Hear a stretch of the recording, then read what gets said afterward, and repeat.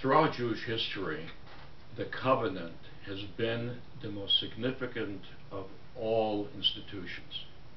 A covenant is basically a contract. And in the Torah itself, the very beginning of Jewish, if you will, theological history, the first covenant is made between God and humanity, the humanity that survived the great flood. God makes a covenant with humanity that never again there shall be a flood that will destroy the earth.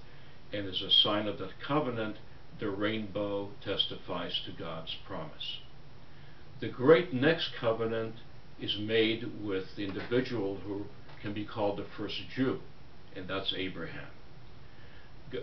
God tells Abraham to go from his home place in Mesopotamia to a place called Canaan, and that sometime in the future Abraham will become a great nation.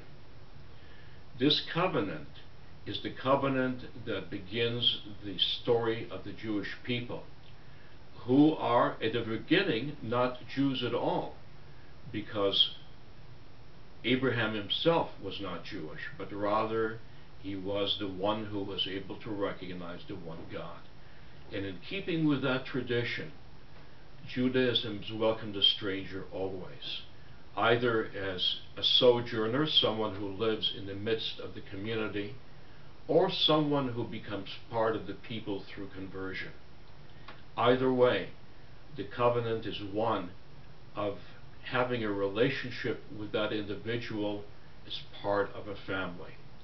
And here in our congregation of Congregation Dor Tamid, we always welcome the stranger, those who are not Jews, into our midst, and we bring them into our community to participate, to interact, particularly with those individuals come to support a Jewish household. So it is that a covenant is an agreement, a two-way agreement between God and between the Jewish people. And we, to this very time, observe the covenant of welcoming people and making certain that when they're part of our family, that they're protected and are always, always welcome.